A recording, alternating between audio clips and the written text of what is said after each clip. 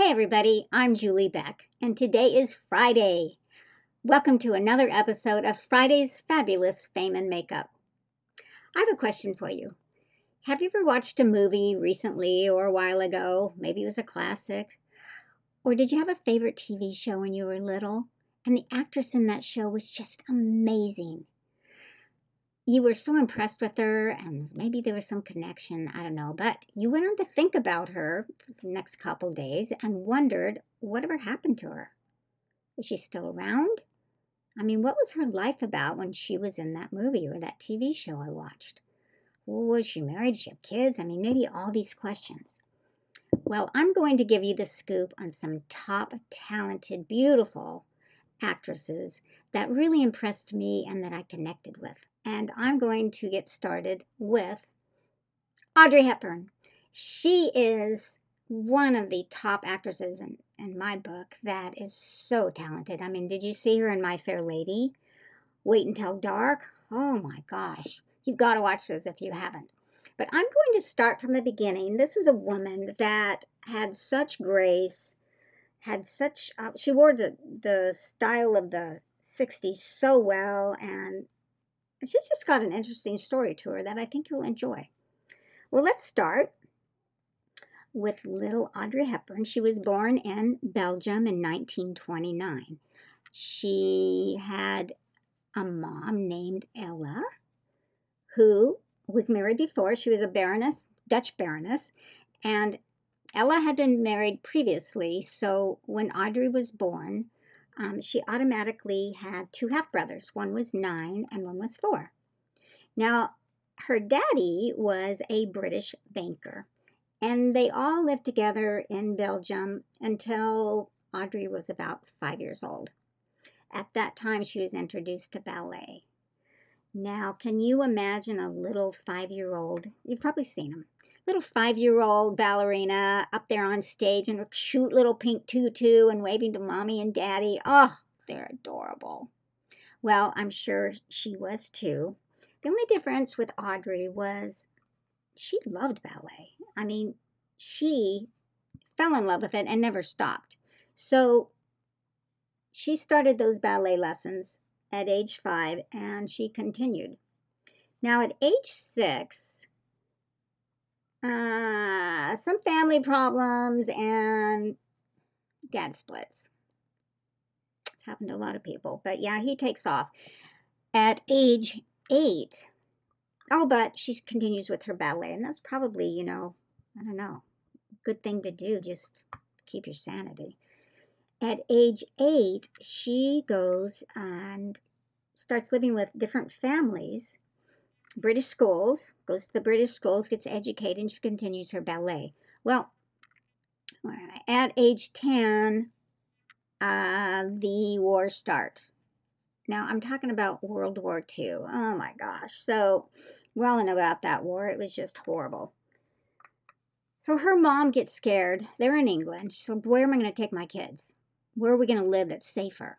Where's the safe, neutral place I can go? So she picks the Netherlands. Okay. So they go to the Netherlands, and not only was that the worst choice, but the town that they settled in turned out to be the base operation for the Germans in that same town. I mean, that's where they set up shop. What are the odds of that, her poor mom? Anyway, I'm sure she saw some really ugly stuff, which I don't really want to go there. It's like, oh. But the one thing that they had to deal with was starvation. Hundreds of people they died of starvation because the Germans decided to cut off their food supply. I mean, there goes those imports. There goes our food. So how are we going to eat? So her mom and her came up with this great idea of taking a tulip bulb, the flower, and taking the flower out of that dried tulip bulb and making bread out of it. Tulips. So I looked up tulips, really. Are we sure about that? Yes. Apparently, tulip soup is still very popular to this day. I haven't had any personally, but they did. So that's what they ate. They were there through from age 10 to 16. So there went those fun teenage years, right? Anyway, on a side note, years later, I think it was 1990, the Netherlands named a flower, a tulip, after Audrey Hepburn, the Audrey Hepburn tulip plant. It's really pretty cool. The botanical gardens did that. Anyway, that winter was called Hunger Winters. They died. So Audrey and her brothers and her mom, they all survived. And but the bad part is this affected her body structure. It affected her health. She was, gosh, undernourished. You can imagine she didn't get all the nutrients and vitamins and everything she was supposed to have. So uh, she was asthmatic. She was anemic. She just wasn't doing that great. But they survived, and that's what was important. I mean, I think she was 5'8" and weighed hardly anything. So that's what that happened. Anyway, they finally get out of there. And, oh, she was 88 pounds. That's what it is. 88 pounds and 5'7" or 5'8". Oh, poor thing. Anyway, she moves back to England and she starts pursuing her ballet lessons again. Now she's studying full time with master um, instructors, and she's supporting herself by modeling. She does this 3 years, and in those 3 years, she did really well. But her ballet teacher comes up to her at one point and says, "You are never going to be a professional ballerina. Your structure, your frame, just isn't going to cut it." I mean, what a blow, right? She wanted to be a prima ballerina, and this teacher's telling her, no, not going to happen. So she takes that information. Can you imagine the devastation? I feel so bad for her. But anyway, I don't know what they were talking about. She wasn't too skinny. I mean, have you ever seen a chunky ballerina out there on stage? No, they're pretty lean artists. Anyway, she makes the decision to go into acting. And obviously, it was a great one because she's one of the most successful actresses out there. And what she did is she started out doing musical theater, dinner shows, reviews, and getting leading parts. And that's what started her career. It goes on. This gets better. As Audrey's performing in these dinner theater musical reviews, she continues to audition. And that's what you all do when you're in showbiz, is you continue to audition for something bigger, something better, something different. Or maybe you're just tired of the show. But she continues to audition, and she gets her first minor role in a major film.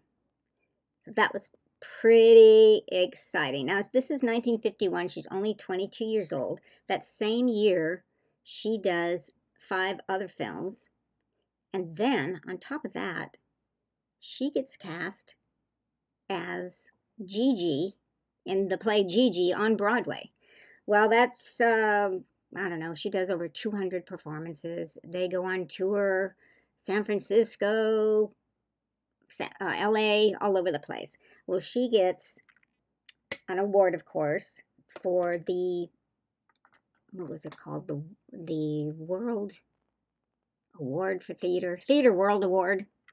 Yes, for her performance. So that is very, very cool.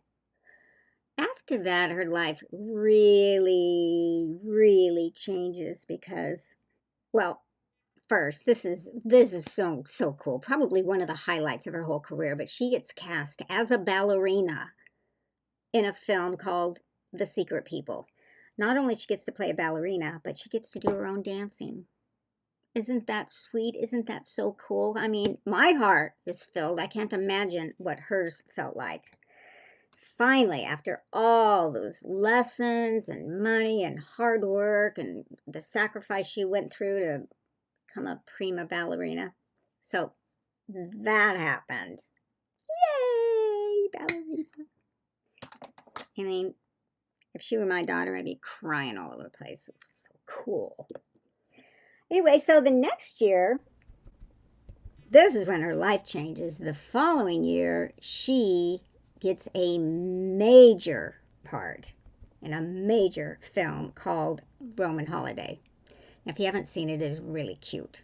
Very, very cute. She ends up winning an Oscar for Best Actress. Are you surprised? No, I'm not either. She was so good. On a side note, kind of interesting, the director was going to cast Elizabeth Taylor in that role, but he was so impressed with Audrey's talent that he chose her instead. Good choice, gotta say, because it was a hit. Everybody was a hit. I mean, it was just so successful. So during that film, she meets a guy named James Hansen. Now, James is somebody she knew from her old dancing days in London. Well, they hit it off. They fall in love. I mean, to the point where they become engaged. She had the date set for the wedding gown designed. I mean, everything was a go, and then she canceled it. It's like, what happened?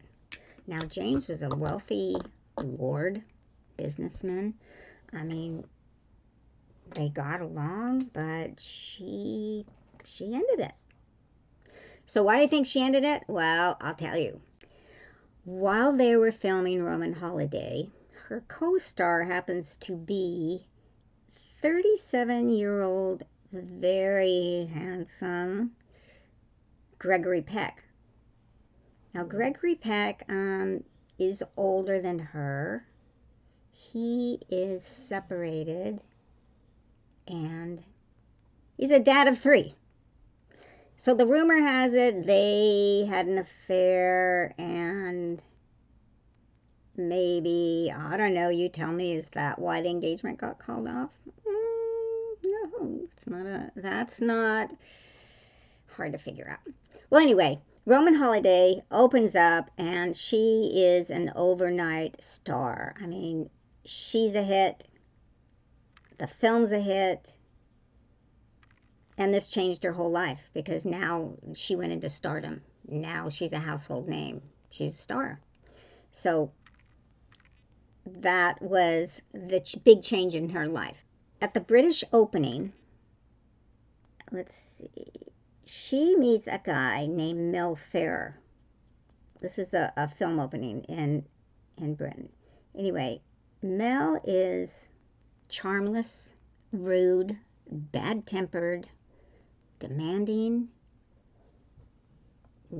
Audrey, what's going on? But she meets him. He's an actor, a film director, so they had that in common. Now, this dude is also older, been divorced twice, I don't know, kids, and he's just rude. So, but anyway, they have the acting thing.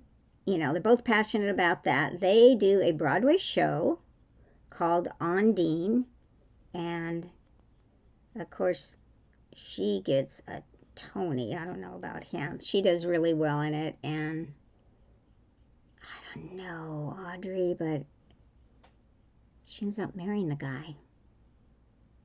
A year or 2 later, she marries Mel Ferrer. So how do you think that marriage went? Well, ironically, it lasted 14 years, because she really wanted to have a family, and there's this guy, he already has kids, but they could have more, and so they did.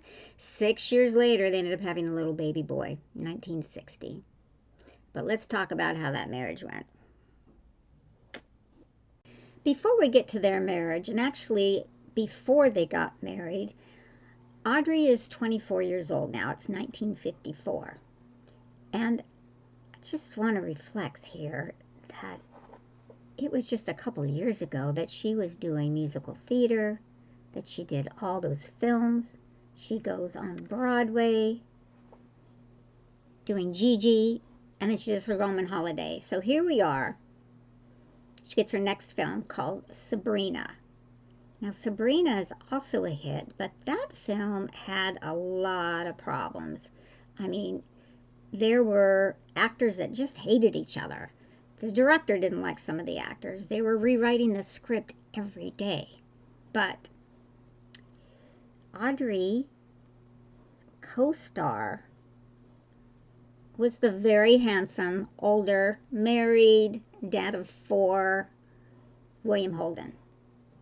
Well, she thought he was the most handsome man she'd ever met. He was very handsome.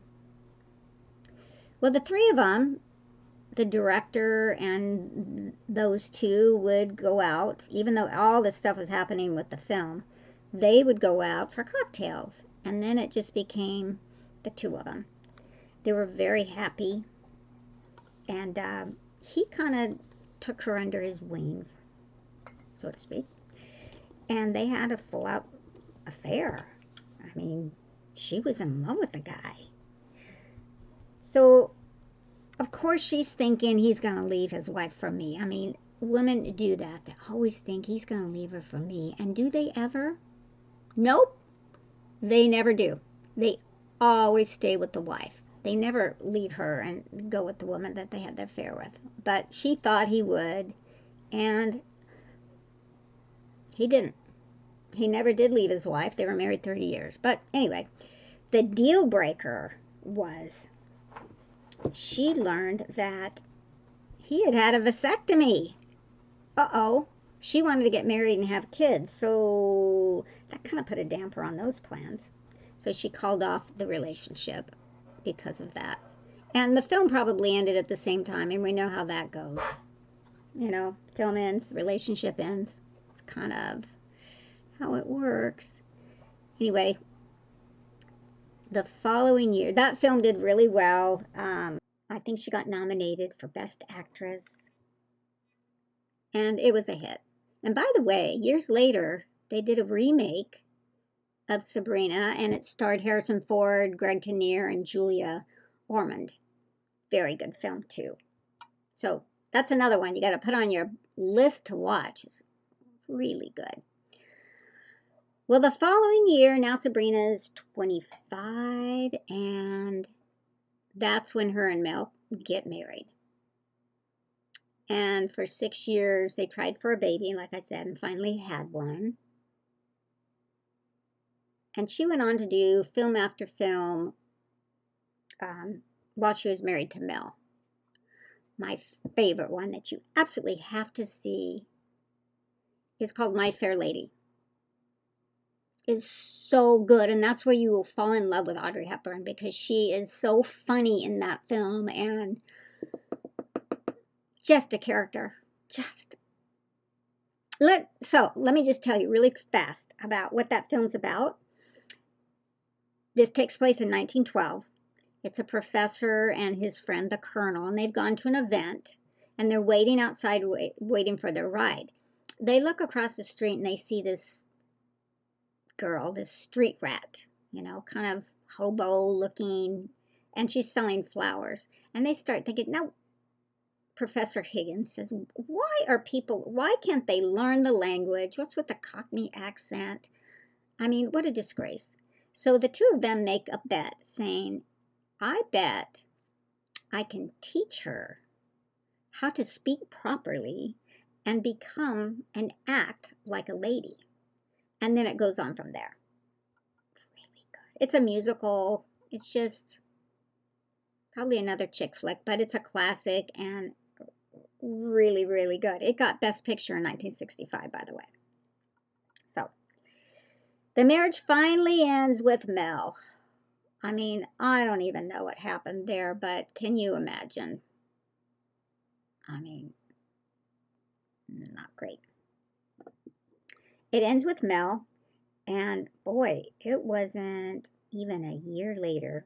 Audrey's on a cruise, and she meets a man. He's an Italian psychologist / neurologist, Andrea Doty. She's now 39 years old. Well, they get married a year later, but in that marriage, I don't know, it didn't go well either. She ends up having an affair with um, Ben Gazzara. Very nice looking. He's a fellow actor. But this husband, he's into younger women and just, messing around with all these younger women. Poor Audrey. But you know what? She has her affairs too, so that's how that went. Now, a year before her and Mel divorced, Audrey did a film called Wait Until Dark. She did an amazing job. Totally opposite character than My Fair Lady, but also one of my favorite films of hers. Now, Mel produced the film, and it was released in 1967, and Audrey was 38 years old now. Well, this film is a psychological thriller. I mean, it is intense. It is so good. She plays a blind woman that fights off a killer. I mean, this guy breaks into her apartment twice. She figures out how to defeat him. So she uses her blindness to her advantage. So there's this one scene where she figures out, she stops and thinks and says, I can't see him, yet he can see me. So she goes through her whole apartment and finds every light fixture there is and disconnects it. So I thought that was just brilliant. And then she uses her other senses, of course, sound, smell. So she hears every footstep, every movement, every pin drop, and she gets them. She comes out alive. It's a really, really good film. It's a must see. You gotta see it. It's just such a thriller.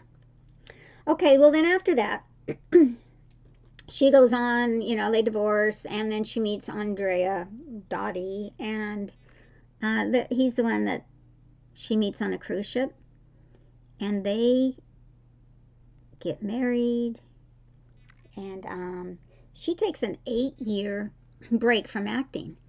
And during that 8 years, of course, the following year after they were married, she had a baby in 1970. She's 41 years old. And she really just wanted that family unit. And I think that's probably why that marriage lasted 12 years, because she just wanted a husband and kids and spend time at home. Well, he's the guy that, like the younger woman. So, but after 12 years, they divorced. It's 1982. She's 53 years old. But she goes on to do 7 more years of acting before she decides to retire.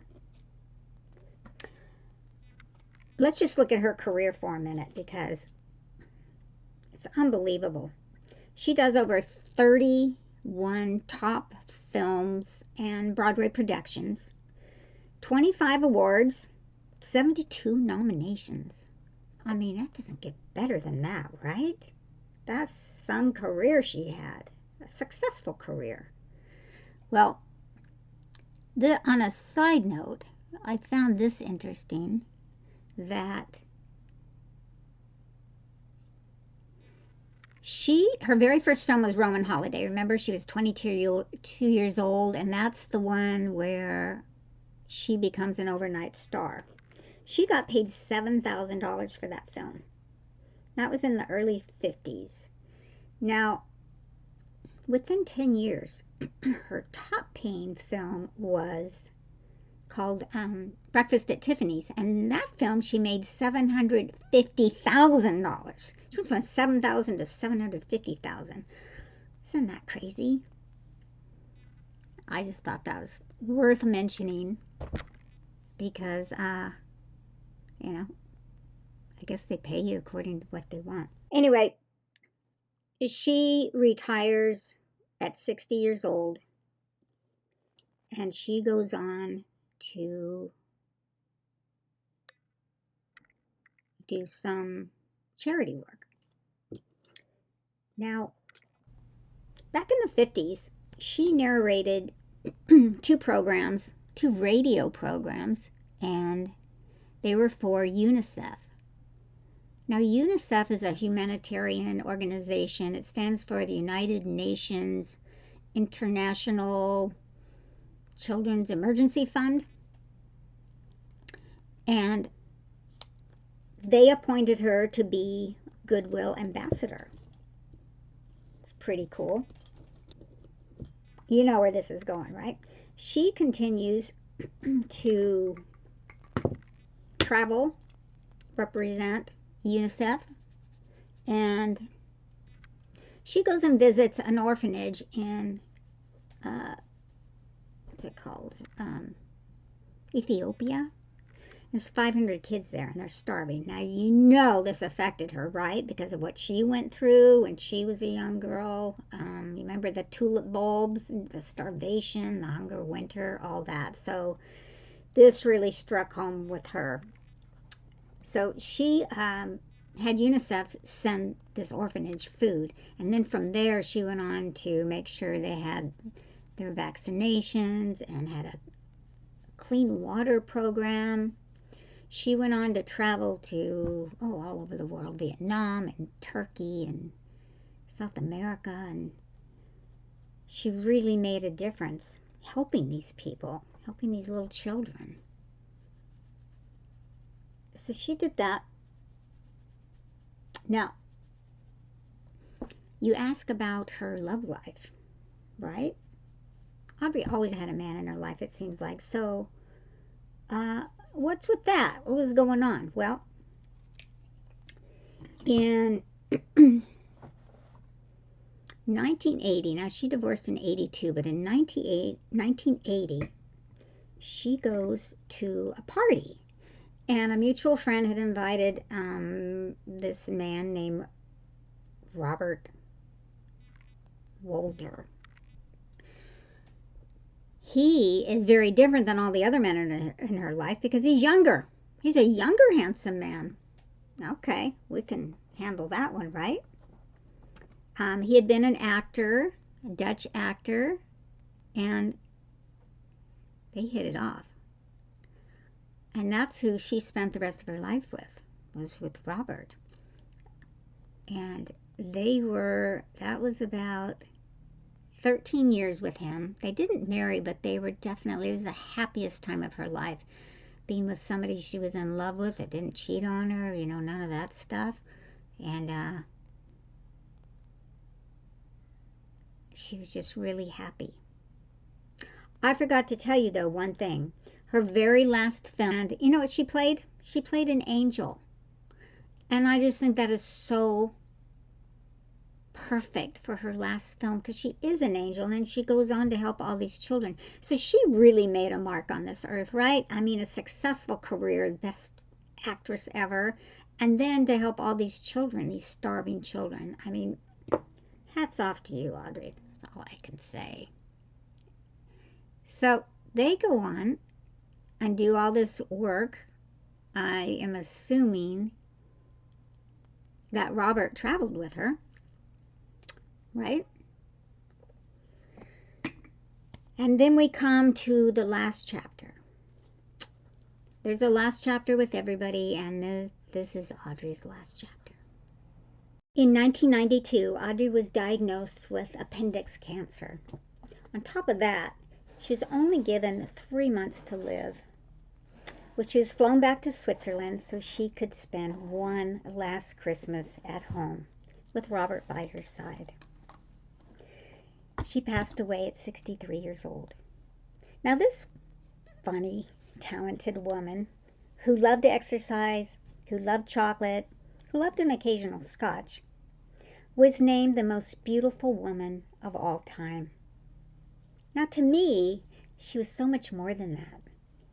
Learning about her story, she was so brave, so strong, She never gave up. And I think she was truly a legend. Well, I hope you've learned and enjoyed hearing about Audrey Hepburn as much as I have. I can't wait for you to come back and watch the next episode of Friday's Fabulous Fame and Makeup. Remember to like me, follow me, whatever you're supposed to do. Give me a little comment if you would like, and I will see you next time. Thanks for watching.